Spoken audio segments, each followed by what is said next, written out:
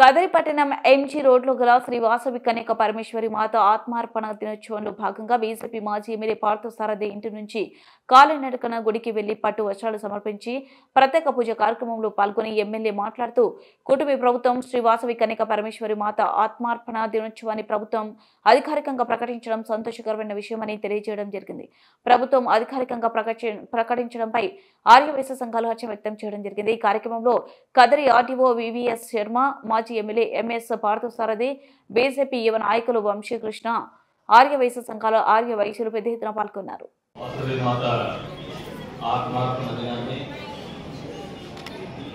ప్రభుత్వం గురించి రాష్ట్ర ప్రభుత్వం చేసే దినాన్ని ఆచరించాలని ఆలోచన చేసి అధికారికంగా ప్రకటించి మొదటిసారి రాష్ట్ర ప్రభుత్వం అధికారికంగా నిర్వహిస్తున్నటువంటి కార్యక్రమానికి నన్ను కూడా నన్ను ఆహ్వానించడం కంపల్సరీ నాకు కంటెంట్ నా బాధ్యత నిజంగా అదృష్టం కూడా భావిస్తున్నాను. అందులో భాగంగా ఇక్కడికి నాతో పాటించినటువంటి పెద్దలు ఎంఎస్ పార్థసారథి గారికి, వారి సత్యమణి గారికి, సోదరుడు వంశీ గారికి, పెద్దలు స్థానిక ఆర్డీఓ శర్మ గారికి, చేసినటువంటి ఆర్యవైశ్య సంఘ అధ్యక్షులకి, అధ్యక్షులు 2 హోదాల్లో ఉంటారు, జిల్లా అధ్యక్షులు ఒకరు, పట్టణ అధ్యక్షులు, ఏ స్థాయిలో ఉన్న అధ్యక్షులందరికీ, సంఘానికి, మా తోటి మహిళలు, మా సోదరి సోదరులందరూ వచ్చినారు, పిల్లలు చిన్నారులు వచ్చినారు, అందరికీ కూడా నమస్కారాలు. మంచి ఎక్కడ జరిగినా గుర్తించాలనేదే ఈ ప్రభుత్వం యొక్క ఆలోచన. ఒక స్ఫూర్తిదాయకమైనటువంటి కార్యక్రమం కానీ, చరిత్రలో ఏదైనా ఒక ఘట్టం కానీ ఉందంటే దాన్ని గుర్తించి ఈ సమాజానికి పరిచయం చేయాలనే ఆలోచనతోనే పనిచేస్తున్నటువంటి ప్రభుత్వం చంద్రబాబు నాయుడు గారి హయాంలో ఏర్పడినటువంటి కుటుంబ ప్రభుత్వం. ఎందుకు చెప్తున్నానంటే ఈ మాట, ఇందాక చరిత్ర చెప్పారు పార్థసారథి గారు.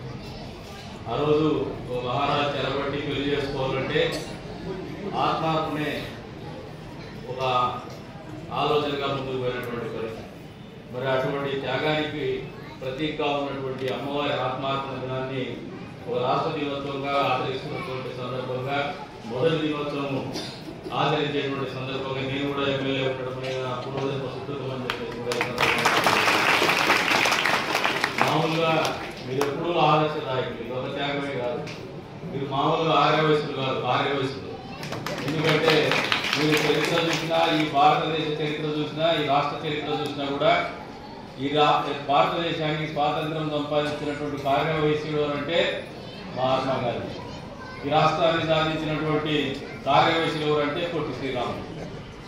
ఇప్పటికి కూడా హిందూ ధర్మము ఎక్కడైనా ఇబ్బందుల్లో ఉందంటే ఖచ్చితంగా నడుము బిగించేటువంటి మొదటి కులం ఏదైనా ఉందంటే అది కార్యవైశ్య కులమే.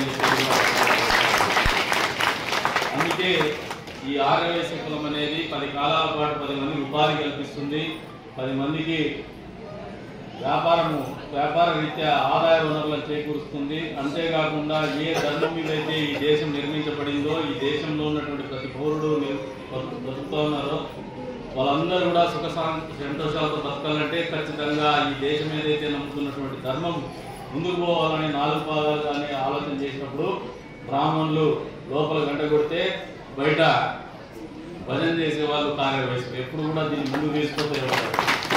కాబట్టి మరొకసారి మీ అందరికీ కూడా చెప్తున్నా, ఏదైతే ఆ మహాతల్లి మనందరికీ చూపించినటువంటి త్యాగనేరికి మనందరూ కూడా అంతో ఇంతో పుణిపుచ్చుకొని ముందుకు పోదామని చెప్పేసి కూడా తెలియజేసుకుంటూ, మరొకసారి ప్రభుత్వం యొక్క చిత్తశుద్ధి, నరేంద్ర మోడీ గారి ఆధ్వర్యంలో ఉన్నటువంటి బీజేపీ పార్టీ అయితేనేమి, చంద్రబాబు నాయుడు గారి నాయకత్వంలో ఏర్పడినటువంటి కూటమి ప్రభుత్వం అయితే కానీ, అందులో భాగంగానే కూటమి ప్రభుత్వంలో భాగస్వాములుగా ఉన్నటువంటి పవన్ కళ్యాణ్ గారి నేతృత్వంలో ఉన్నటువంటి జనసేన పార్టీ ఆలోచన విధానం అయితేనేమి కానీ, అన్నీ కూడా మనందరికీ నమ్మినటువంటి ధర్మాన్ని ముందుకు తీసుకోవడంలో కానీ, మంచిని గుర్తించి మనుషులకు పరిచయం చేసి చేసేటువంటి పరిస్థితులు కల్పించడంలో కానీ ఎప్పుడు కూడా వినకుండదని చెప్పేసి మరొకసారి రుజువు చేసుకున్నటువంటి పరిస్థితుల్లోని ఈ కార్యక్రమం రూపుదాల్చిందని చెప్పేసి మీ అందరికీ కూడా తెలియజేసుకుంటూ, మరొకసారి మీ అందరికీ కూడా అవకాశం ఇచ్చినందుకు పెద్ద ఎత్తున ఇంతమంది మామూలుగా మా వాళ్ళు మీటింగ్ పెడితే చాలా ఖర్చు పెట్టుకోవాల్సి వస్తుంది. కానీ మీరందరూ కూడా మీ ఇంట్లో కార్యక్రమం, మీ ఇంట్లో పెళ్లి అన్నట్టు, మీ ఇంట్లో ఒక సంతోషమైనటువంటి కార్యక్రమం జరుగుతున్నట్టు ఇక్కడికి వచ్చినందుకు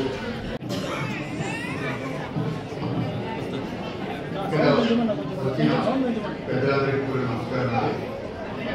ఈరోజు ఒక చక్కని వాతావరణంలో మనం ఈ యొక్క వాసవి మాత యొక్క ఆత్మార్థ దినోత్సవం జరపడమే కాకుండా మీ అందరూ కూడా విచ్చేసి ఈ కార్యక్రమాన్ని చక్కగా నిర్వహిస్తున్నందుకు మీ అందరికీ ముందు ధన్యవాదాలు తెలియజేస్తున్నాము.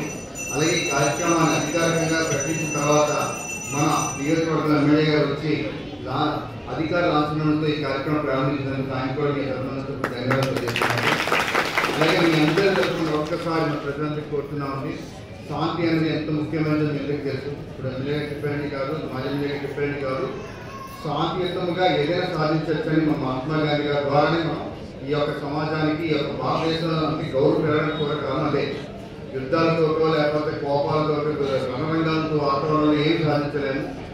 ఒక చక్కని వాతావరణంలోని మంచి శాంతియుతమైన భావాలతోటి చర్చ జరిగిన ద్వారా తద్వారా ఏదైనా సాధించగలమనేసి మన స్వాతంత్ర సమయంలో ఎంతో మందికి ఆయన మార్గదర్శకులు అయ్యారు. అలాంటి సందర్భంలో వాసవికులకు సంబంధించిన ఇలాగే